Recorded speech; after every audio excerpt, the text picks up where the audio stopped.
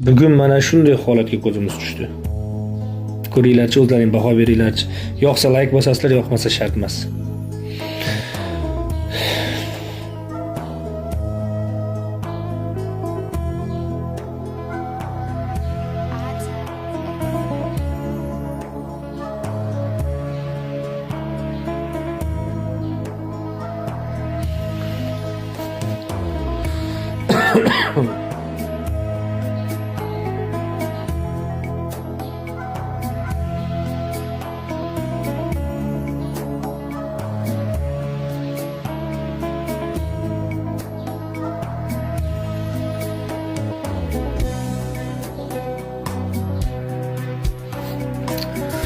Mana bu itni og'zidagi kuchukcha o'zini bolasi emas.